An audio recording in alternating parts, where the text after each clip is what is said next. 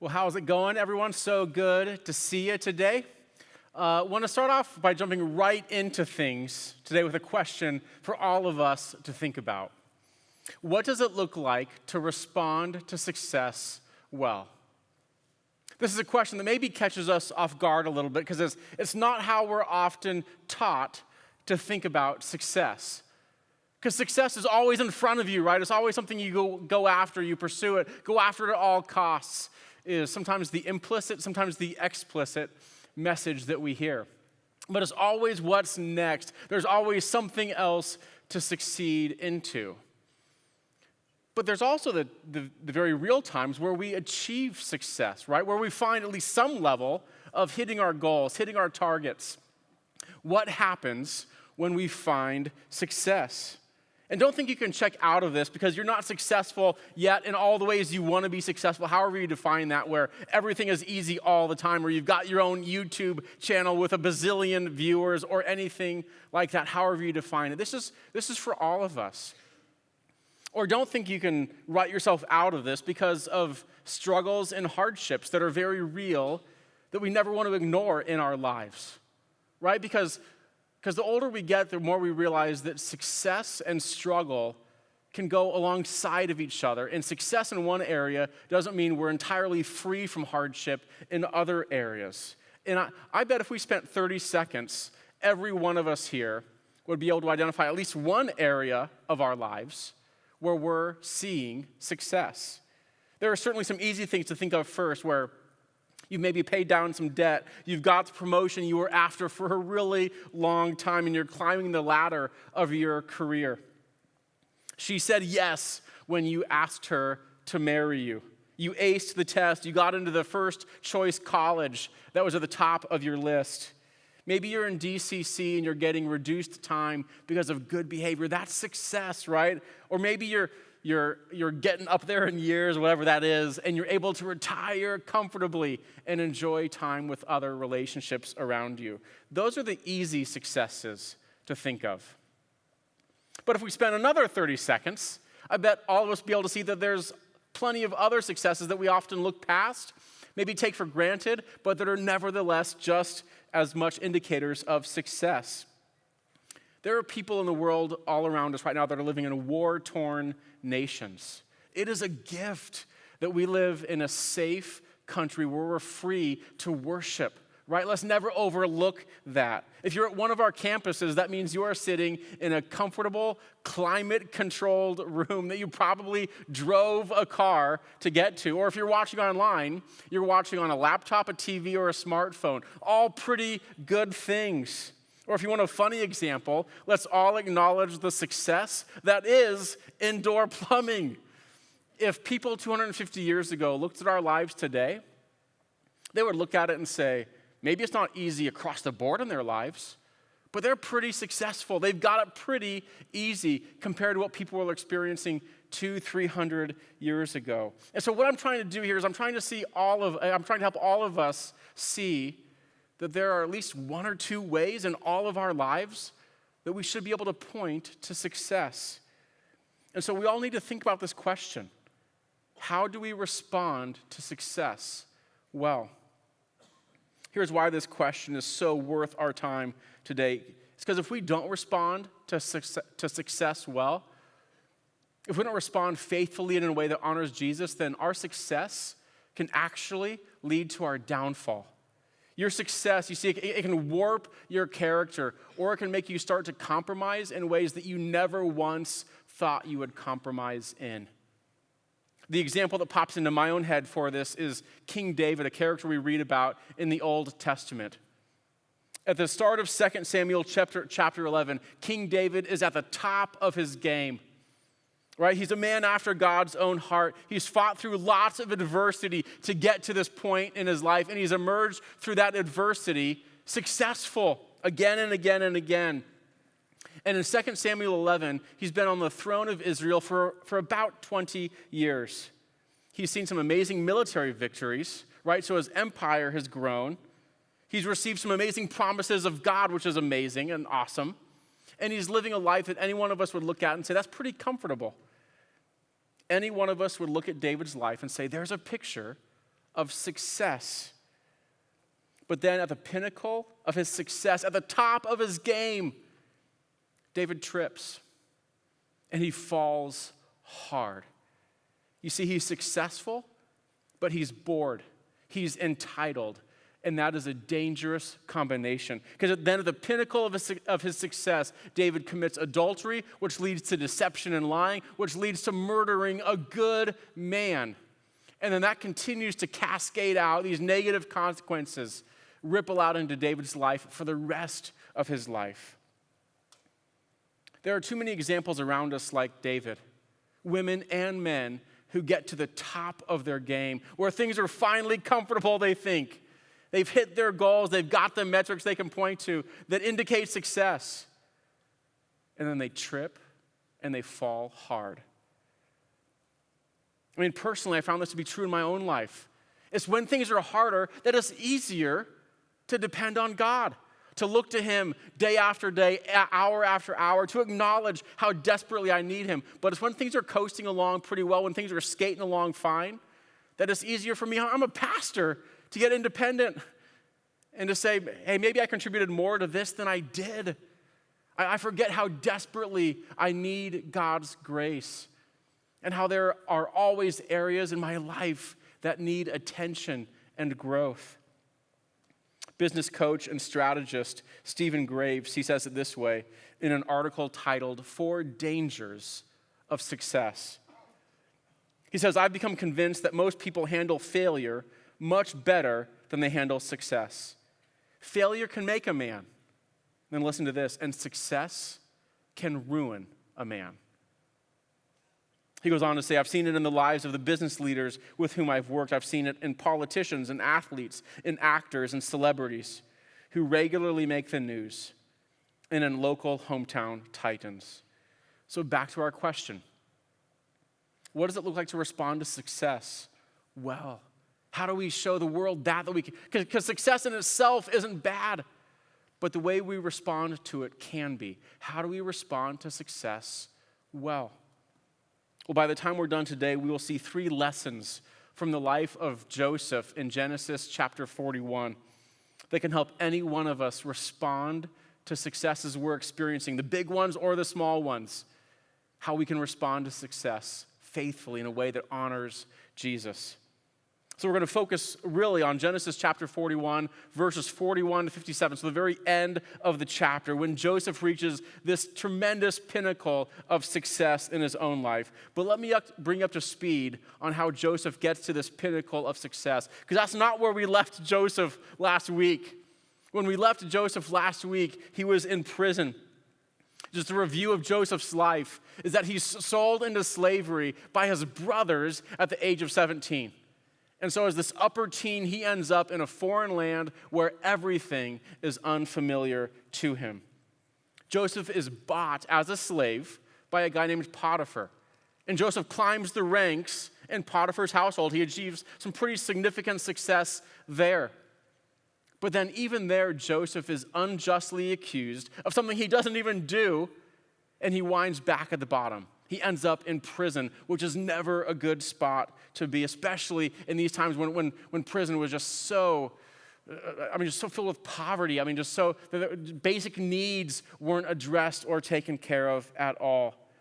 And so while Joseph is in prison, he stands out to the warden. So even there in these tough conditions, Joseph stands out and he shines bright. He assumes authority and responsibility there. But while in prison, because he's still a prisoner, Joseph helps out this influential member of Pharaoh's court, a cupbearer who happens to be doing some time alongside of Joseph.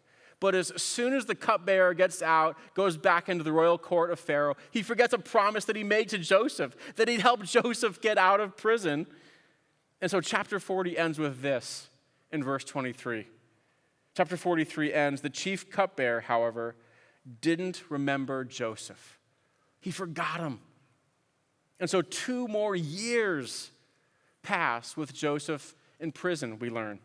And so if you've been with us in this series, we've seen again and again, over and over, how Joseph responds to hard times, trials, temptations, suffering. We need to learn from Joseph how to respond to tough times well. But then in Genesis 41, the second half of the chapter especially, things take a turn. Things pivot swiftly and very dramatically for Joseph's circumstances. In Genesis 41, we read that Pharaoh, who's the ruler of the world's superpower at this time, he has this series of dreams you can read about. Go check it out in Genesis 41 later today. Has this series of crazy dreams about cattle, like fat cattle and skinny cattle and leaves of or sheaves of grain, and just dreams that get inside of him and shake him tremendously. These are the sort of dreams you don't wake up from and then move past and say, oh, that was nothing. I just ate a bad burrito last night. These were dreams that got into Pharaoh and affected him. They were messing with his head, right? And so Pharaoh wants to figure out what these dreams mean. So he goes to his go-to people in Egypt. He's the leader of the land. He can choose who he goes to. His go-to people have nothing for him. They can't help him out. They don't know what the dreams mean. And suddenly, the cupbearer remembers Joseph. He's like, hey, Pharaoh, you need some help interpreting dreams? I had some dreams a couple years back that this guy Joseph helped me with. And so the cupbearer refers Pharaoh, the leader of Egypt, he refers Pharaoh to Joseph, a Hebrew prisoner. I mean, the irony, just the literary irony here in Genesis 41 is dripping with irony. The leader of the world's superpower is getting help from a foreign prisoner, from a foreign slave. Here's what Genesis 41 verse 14 says. So Pharaoh sent for Joseph, and he was quickly brought from the dungeon. When Joseph had shaved and changed his clothes, probably applied some deodorant, is my guess as well, he came before Pharaoh. And Pharaoh said to Joseph, I had a dream, and no one can interpret it for me. But I've heard it said of you that when you hear a dream, you can interpret it. And this is amazing. Joseph says, I can't do it. Joseph replies to Pharaoh, but God will give Pharaoh the answer he desires. And so Joseph's humility and his God-centeredness, man, they're manifestly evident here, aren't they? Because Joseph could have said, Pharaoh, I'm your guy. You're looking for a guy that can interpret dreams? I've actually got a history of interpreting dreams. I'm so glad you found me. This is Joseph's chance to make a name for himself before the leader of the land, to finally make everything right, to control his own destiny. But Joseph says, I can't do it. But God can. And so Joseph points Pharaoh towards the God who can interpret his dreams. And then God does use Joseph to interpret his dreams. Joseph goes on to provide the interpretation. He tells Pharaoh that these crazy dreams about the cattle and the grain, they're pointing ahead to the next 14 years in time. 7 years of extreme abundance, followed by 7 years of crippling famine that were going to fall on the land of Egypt and the immediately surrounding regions. And then Joseph doesn't just provide the interpretation. He goes on to say, here's what these things mean. He maps out this plan for moving ahead for Pharaoh. So he doesn't just identify the problem. Joseph presents a solution as well, which just points to Joseph's wisdom, his administrative skill, and his leadership. Here's what Joseph says in verse 33. He says, and now let Pharaoh look for a discerning and wise man and put him in charge of the land of Egypt. Let Pharaoh appoint commissioners over the land to take a fifth of the harvest of Egypt during these 7 years of amazing abundance. They should collect all the food of these good years that are coming and store up the grain under the authority of Pharaoh to be kept in the cities for food. This food should be held in reserve for the country, to be used during the 7 years of famine that will come upon Egypt, so that the country may not be ruined by the famine. And so as soon as Joseph says this, Pharaoh knows that the wise and discerning man that he needs is standing right in front of him. Verse 39, then Pharaoh says to Joseph, since God has made all this known to you, there is no one so discerning and wise as you. You shall be in charge of all of my palace and all of my people are to submit to your orders. Only with respect to the throne will I be greater than you." And so Joseph is now this grand vizier in historical Egypt. I mean, talk about a dramatic, meteoric, sudden, rags to riches rise to success. That morning, Joseph had probably woken up sore after sleeping another night on the floor in a pit in prison. But that upcoming night, Joseph would go to bed surrounded by and immersed in all of the luxury of the Egyptian royal court. So how does Joseph respond to this sudden success? Let's pick up the passage now in verse 41 of Genesis 41. I'll start reading, and I'm going to stop every now and then just to pull out a takeaway or a lesson or so from us, and then we'll pull everything together at the very end. We'll see 3 lessons from Joseph's life that all of us should be factoring in as we learn ourselves, as we consider ourselves, how to respond to success well. So here's Genesis 41, verse 41. So Pharaoh said to Joseph, "I hereby put you in charge of the whole land of Egypt." And then Pharaoh took his signet ring from his finger and put it on Joseph's finger. He dressed him in robes of fine linen. Pause for a second right there. Where earlier did Joseph have a robe?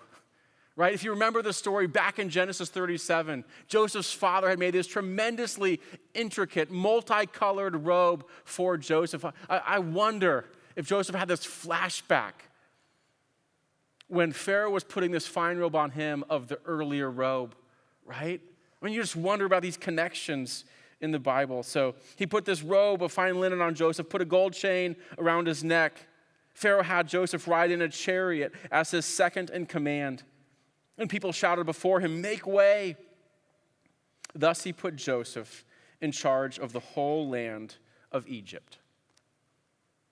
And so these verses, they highlight the significant possessions and symbols of power and influence and authority that Pharaoh bestows on Joseph.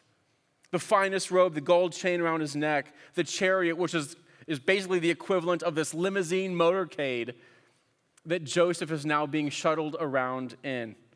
Look again at that last verse that I read. "Without your word," Pharaoh says to Joseph, "no one will lift hand or foot in all of Egypt." I mean, talk about power. And just think what that sort of power given to somebody that quickly can do to their character. We've all heard the quote, "absolute power corrupts absolutely," haven't we? How will Joseph, a guy we learn very quickly, he's 30 years old, after all of his suffering, how will he respond when Pharaoh gives him the drug of power? How will Joseph respond at the pinnacle of success with all of the authority and influence that he has? Let's keep reading. There's more that Pharaoh gives Joseph. Verse 45, Pharaoh gave Joseph the name Zaphanath-Paneah and gave him Asenath, daughter of Potiphera, priest of On, to be his wife. And Joseph went throughout the land of Egypt. And so what Pharaoh is trying to do here is he's trying to thoroughly Egyptianize Joseph, to shape his identity at the most fundamental levels of how Joseph thinks about and sees himself. And so he gives Joseph this Egyptian name, wanting Joseph to now fully identify as an Egyptian. He gives Joseph a wife who happens to be the daughter of one of the most powerful pagan priests in all of Egypt. In the study that I was doing earlier this week, they said this priest of On, he was probably the second most influential priestly family in Egypt. So Joseph, his name is changed. The people he's around is changed dramatically. All of this, it could have tempted Joseph away from his identity as a Hebrew, but even more fundamentally, it could have tempted him away from his allegiance to God, this God on whom he's relied so far pretty well up to this point in this story. And so we see here that success, it brings the danger of blending in, because Joseph just could have blended in, right? Faded into the background, taken the name, married into the family, and blended in. And he could have started to compromise the values that he'd held up to that point.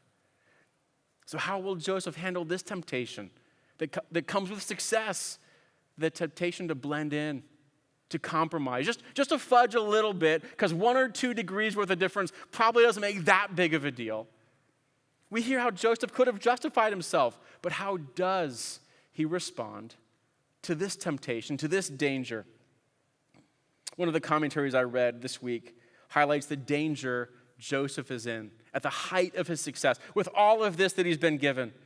Commentary says, Joseph's soul was in greater peril here, at the height of his success, than at any other time in his short life.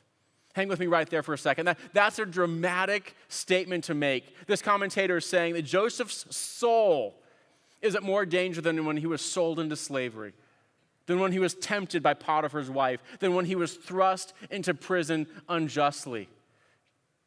But I think this commentator is right, because here at the pinnacle of his success, Joseph could have gone rogue. He could have gone independent, right? Forgotten God, blended into the surroundings around him. Joseph's soul was in greater peril here than at any other time in a short life. It's one thing to remain believing and God-centered and faithful in the pit. It is quite another to be faithful at the pinnacle. So now we've seen everything Pharaoh gives to Joseph in this dramatic, rapid rise to success. Now let's see how Joseph responds.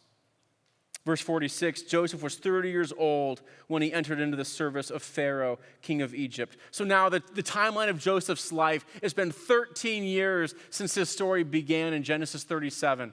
And Joseph is only 30 when this happens. To me, that sounds pretty young to be experiencing this top of your game success. Joseph went out from Pharaoh's presence and he traveled throughout Egypt. During the 7 years of abundance, the land produced plentifully, and Joseph collected all the food produced in those 7 years of abundance in Egypt, and he stored it in the cities. In each city, he put the food grown in the fields surrounding it. Joseph stored up huge quantities of grain, like the sand of the sea. It was so much that he stopped keeping records because it was beyond measure. So what stands out, at least to me in these verses, is how active, personally active, Joseph is here. He's following through faithfully on what needs to be done to fulfill his duties with excellence. There's no hint that Joseph gets 2 years into this 7-year period of abundance and he starts to coast. He takes his foot off the gas pedal and he says, well, maybe that dream, maybe 7 years isn't the end of it. Maybe it's just going to keep going. Right? There's no hint that Joseph gets 2 years into this and starts to hoard it all for himself and pad his own pockets. There's no hint that Joseph gets 2 years into this and starts to personally neglect his duties and just delegate it to everybody else while he sits back and does nothing. There's no hint of any of that. I have no doubt that Joseph's persistent, his faithful action, even at the top of his game, that is motivated by his trust in God's word. You see, Joseph, he knows God's plan. He knows what God is doing. And he's simply living faithfully in line with that. And so here's a lesson for us. Let's get practical. Even in success, let's continue to see ourselves as stewards. Because it's sneaky, right? The more successful you get, the more you can start to think, well, maybe I contributed a little bit to this.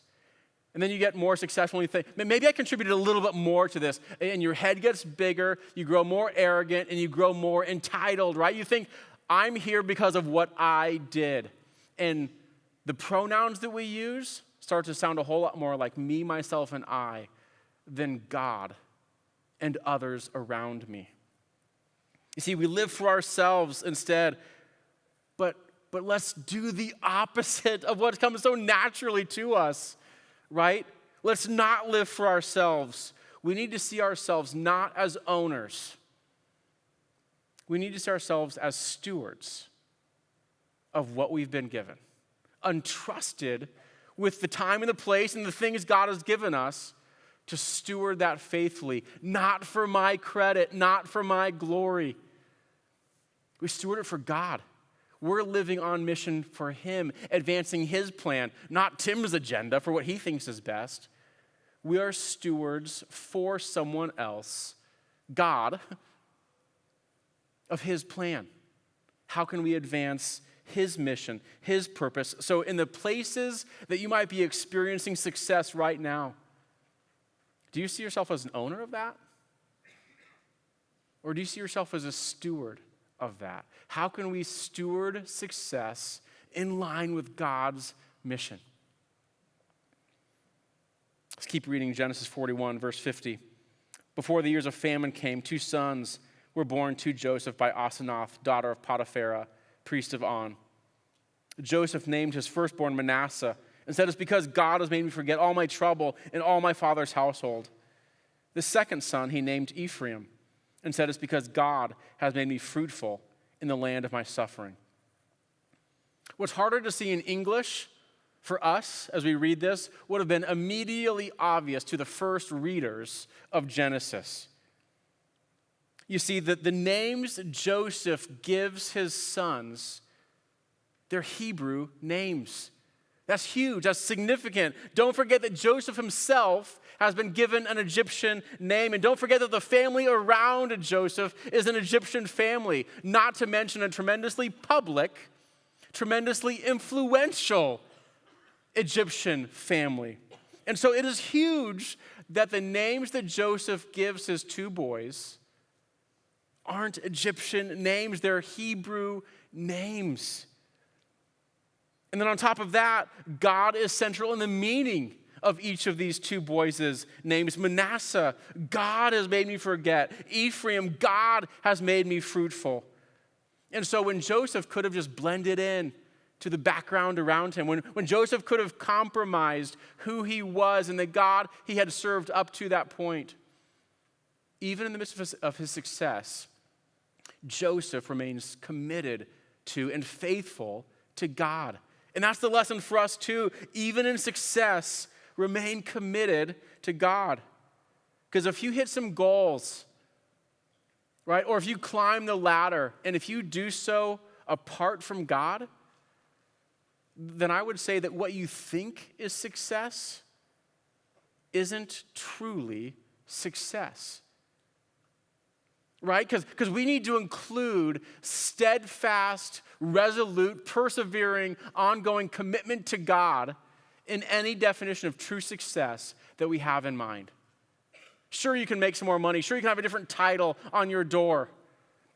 Right? Sure, you can be more influential, or you can have more influential people hang around you, whatever it is that you think is success. But if you have all of that and you compromise your commitment to God, that's not success. And so we need to include steadfast commitment to God in any definition of true success that we have in mind. And so are you staying committed to God in your success? Or are you starting to compromise biblical values, biblical lifestyle, biblical ethics?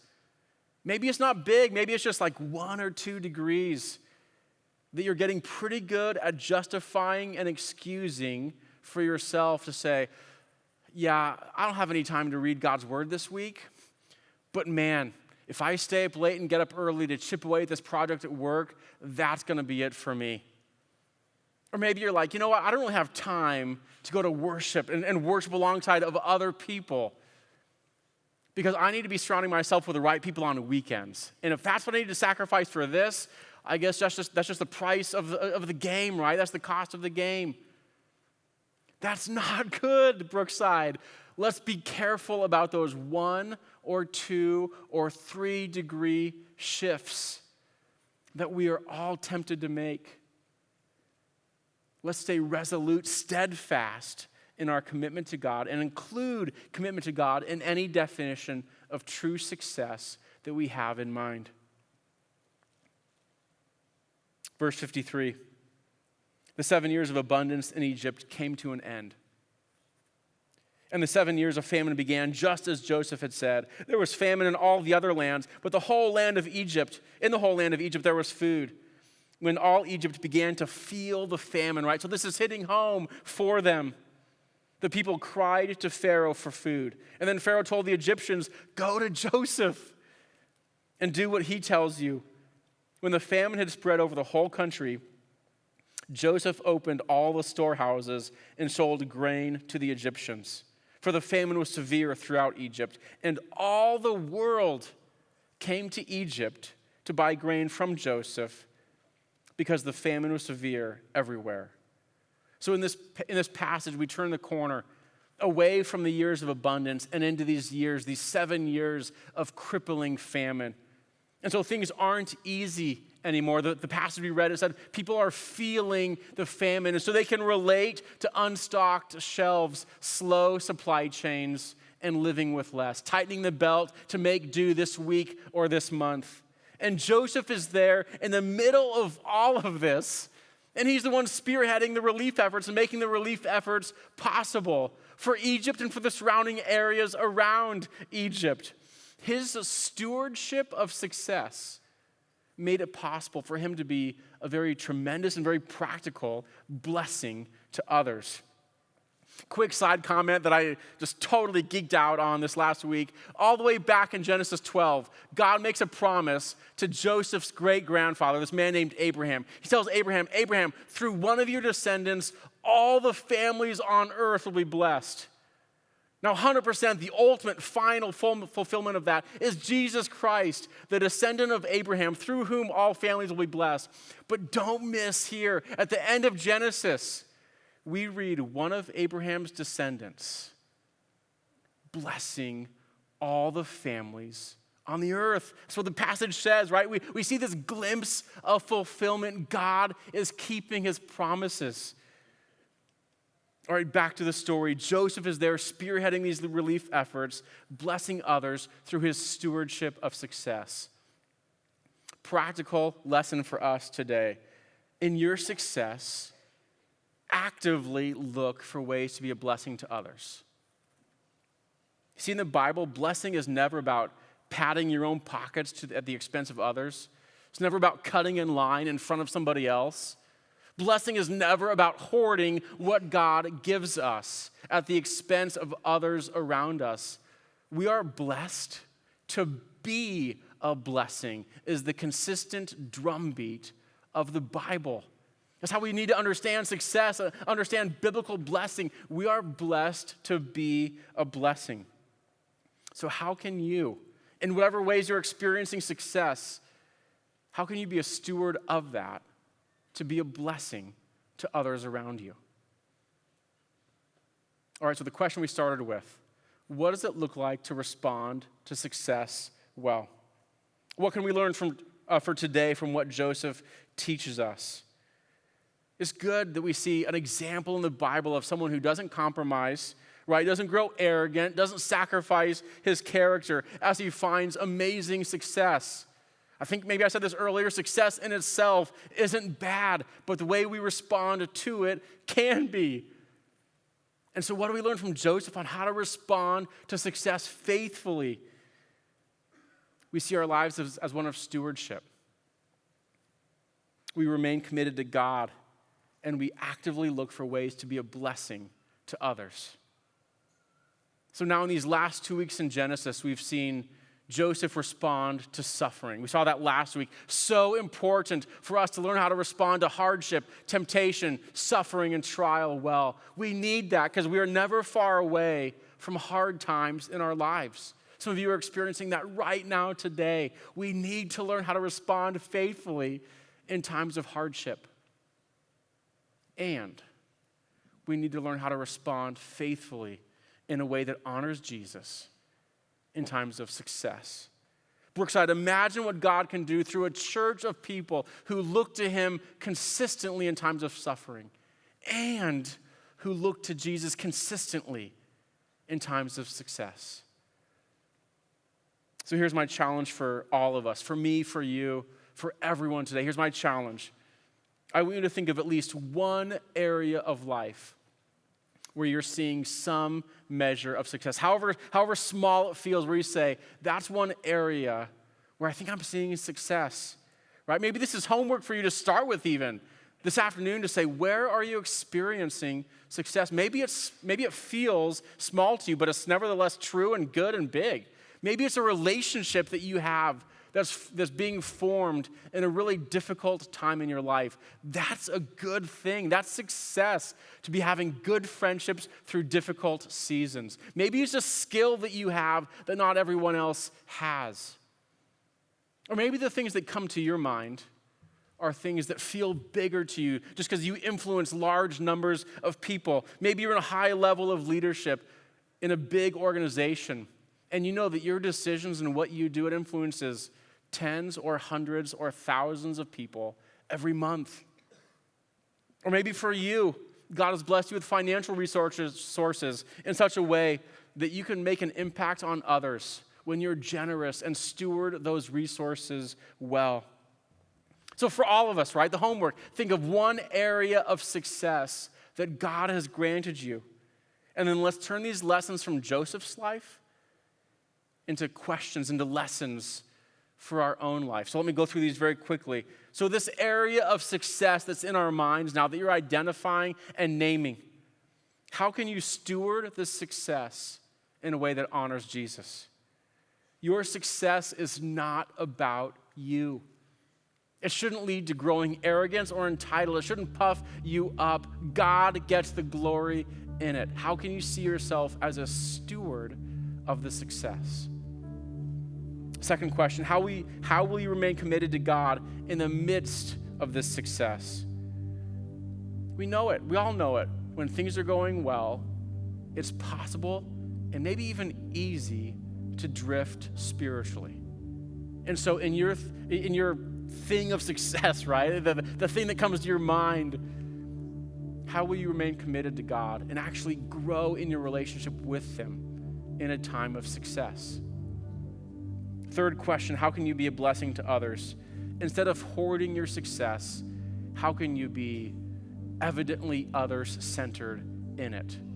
How can you be blessed to be a blessing to those around you? The thing is, none of us can do any of this by ourselves, because we all know that the tilt of our hearts is away from this, right? We're gonna get big heads. We're gonna think selfishly about hoarding it. We need God's grace to shape and to renew our hearts so that we want different things, so that we want to follow in Joseph's steps as we think about success and not the bad examples of people whose success has led to their downfall. So we need God's grace to change and energize our hearts so we want, out of humility and for God's glory, to be stewards of our success and to use it to bless others, all as we remain committed to Jesus. Let's pray. Gracious Heavenly Father, we do so desperately need your grace to change our hearts.